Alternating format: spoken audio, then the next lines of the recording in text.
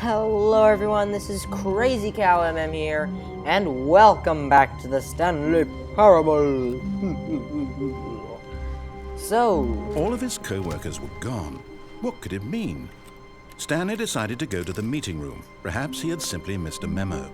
okay, so the last ending... No matter how hard Stanley looked, he couldn't find a trace of his co-workers. Strange. So, we're trying to find another strange one. I remembered the escape route that was at the boss's office area, and I kind of wanted to take that to see what was there.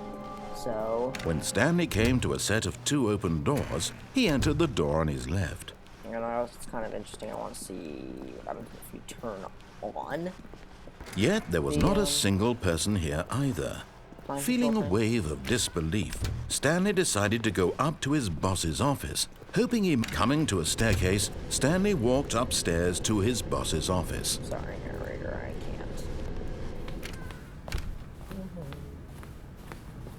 can't. Stepping into his manager's office, Stanley was once again stunned to discover not an indication of any human life.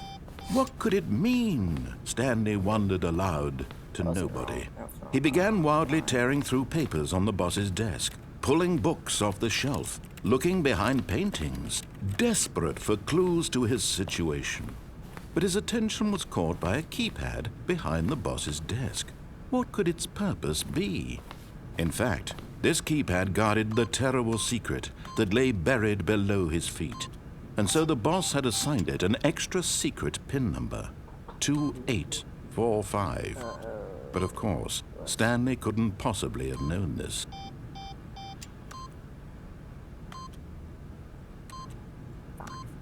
Yet incredibly, by simply pushing random buttons on the keypad, Stanley happened to input the correct code by sheer luck. Amazing. He stepped into the newly opened passageway.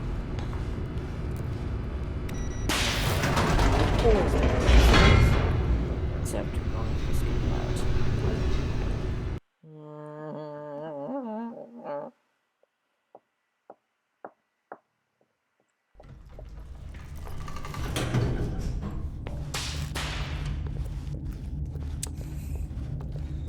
Stanley walked straight ahead through the large door that read Mind Control Facility. Although this passageway had the word Escape written on it, the truth was that at the end of this hall, Stanley would meet his violent death. So, what if I die? Restart. The door behind him was not shut. Stanley still had every opportunity to turn around and get back on track. There wasn't a door there.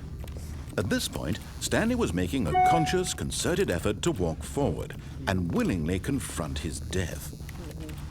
I just want to see what this like. Because, you know. Oh, it's creepy.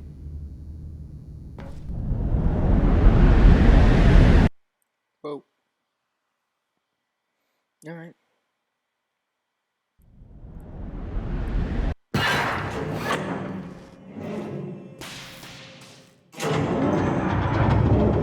As the machine whirred into motion and Stanley was inched closer and closer to his demise, he reflected that his life had been of no consequence whatsoever. Stanley can't see the bigger picture. He doesn't know the real story, trapped forever in his narrow vision of what this really is. Perhaps his death was of no great loss, like plucking the eyeballs from a blind man. So he resigned and willingly accepted this violent end to his brief and shallow life. Farewell, Stanley.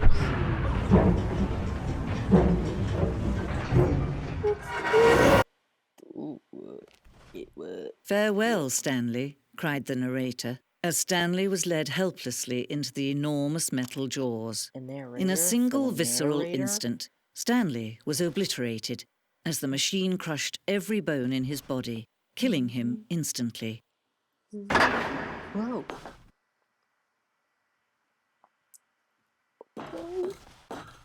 The Stanley Parable. And yet it would be just a few minutes before Stanley would restart the game, back in his office, as alive as ever. What exactly did the narrator think he was going to accomplish? I don't know. When every path you can walk has been created for you long in advance, death becomes meaningless, making life the same. Do you see now? Do you see that Stanley was already dead from the moment he hit start? Okay, I didn't... What is this place? Is this my office? Oh yeah, there.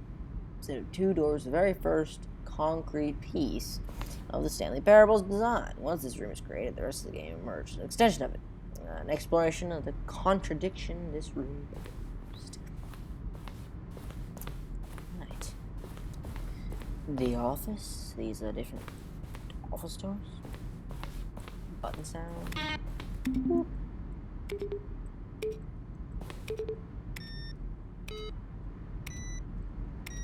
But they're all different.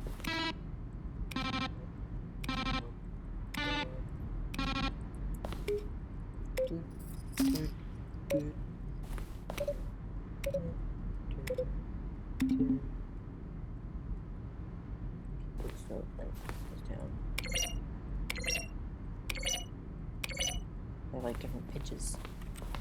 Ooh. Office computers. What's this direction? Boss's office. Wait, what? Oh, that's the broken boss's office.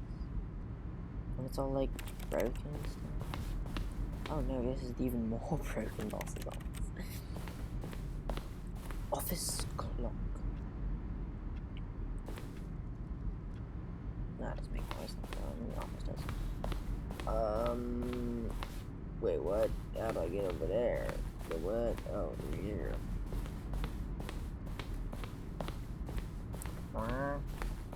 What? Employee lounge. Underground. An early version of the underground portion of the game. Whoa. Different.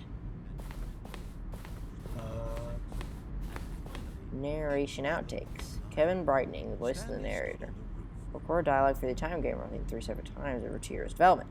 These are clips from early takes that were not used in the final game.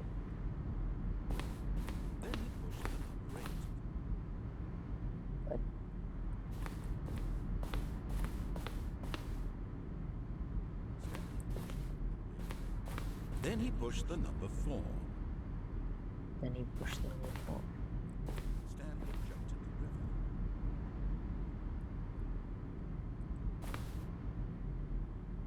Stanley walked over the bridge.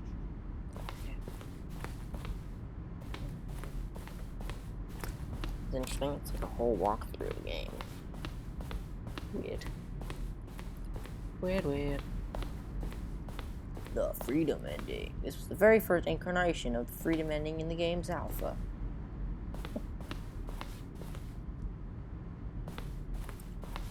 Countdown desk. One of the desks for an early version of the Countdown ending. What?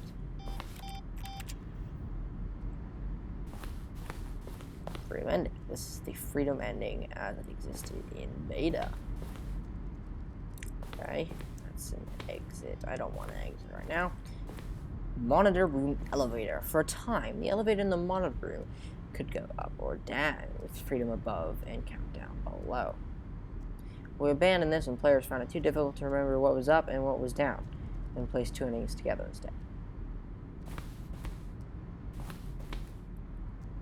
Can I actually press it? No. Okay. Countdown room. An early version of the countdown room. Oh, is this like the mind control facility? I want to read all the signs, by the way, because it's important. Game design mock-up. This is the level that William, the level designer, sent Davey, the writer, this kind of audition piece. The strength of this level got William hired to design the full game, though much of the environment has changed basically out from this mock-up. Yeah, that mock-up looks pretty damaged. Okay, what's this way? Stanley's office. From left to right, the evolution of Stanley office over time. First created in November 2011, second in March 2012, and the third in February 2013. Okay. Okay, there's 2 computers. And then this one. Nice. And let's go down here. The lounge. An early version of the lounge. Doesn't look so comfortable to me. The office.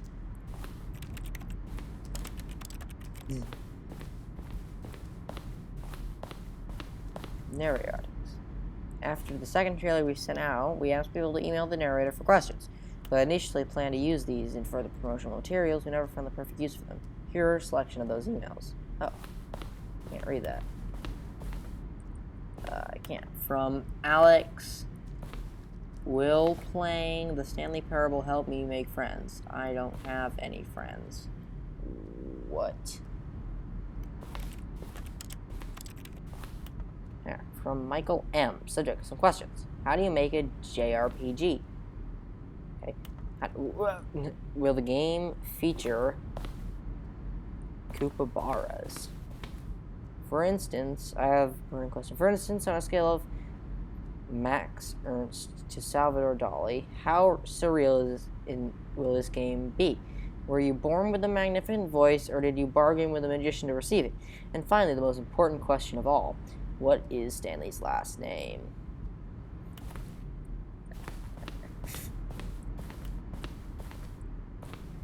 Okay, what's in here? The cargo lift. The second version is functionally the same as what's in the final game. We wanted it to look more like a place where cargo was actually stored. Oh. There's a clock here. Huh. Okay. Oh. In the previous version, the choice leading to the apartment ending, the timer would give you 15 seconds to pick up the phone. Not picking up the phone would lead to a different ending. Just unplug it now. Cargo lift. The cargo lift was always intended to offer the choice on staying or jumping onto a different path. However, after this early version, we decided we also wanted the option to play our phone to do that. Okay. Interesting. Okay, we'll go in here first. Meeting room. Objects in the meeting room, I assume. Alright, maintenance layout. The flow of hallways follows the first 2 doors Following the first 2 doors was important to get right, since player role we played them so many times. We discussed a number of times, but ultimately it was the simplest version that won out. Which would have been... Okay, yeah, so you go disobey, lounge, you go through main staircase. That one has events in it. This one just first tries obey, disobey. 1 door to maintenance, and the lounge, and the original back. And the original back and check off. 2 confusion, yeah. 1 door to maintenance in the lounge. And the original back on track. Oh, okay, in the lounge. What about this? 2 doors to maintenance. Oh, okay, so you like have to. Okay. Alright. In here. Zending levers. These levers were originally part of the Zending. The player would pull a lever and the narrator would describe what color lever they had pulled. Zending model. The Zending went through many iterations. This represents the 4th version of the ending, and we thought it was complete, but decided to abandon it and change shortly before launch.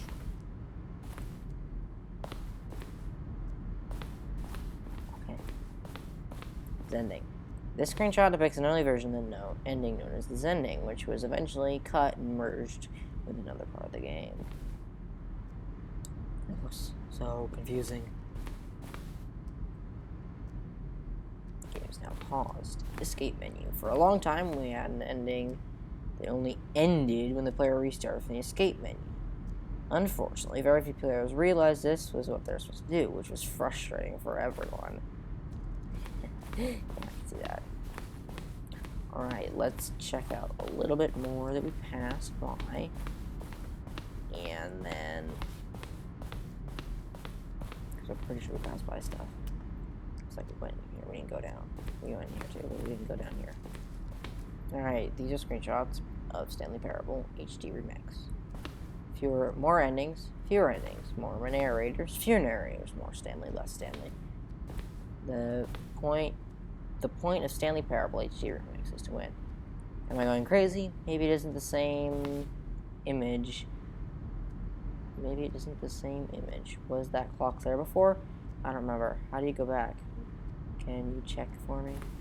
The point of Stanley Parable HD Remix is to lose. Larger. I can't see this because of this text. So if someone could just get rid of the text, maybe I could see what this game is about. Okay. Maintenance room. Early version maintenance room.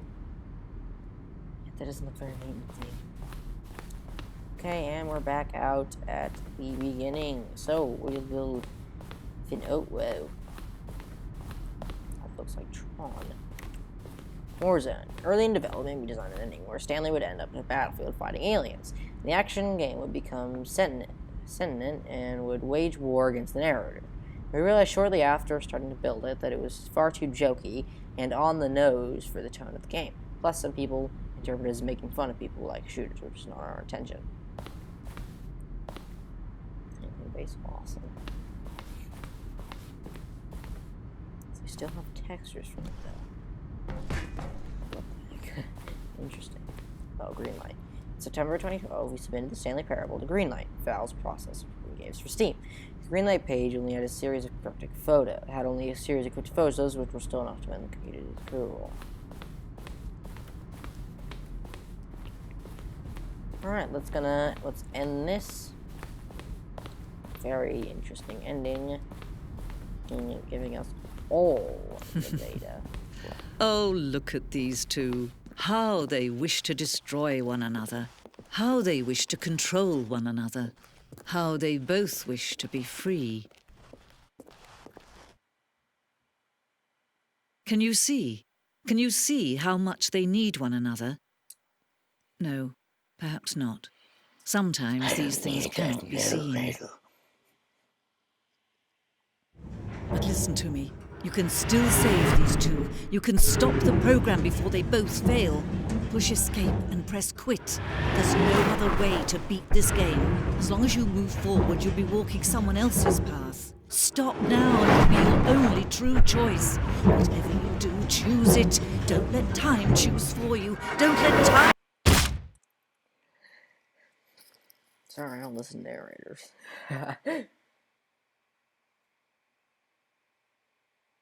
Do I have to? Seriously.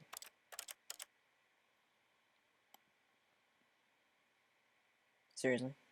You just do that. Alright, I'm going to end that episode there. Even though we only did one ending, I spent a very long time in it, so I hope you enjoyed, and peace out!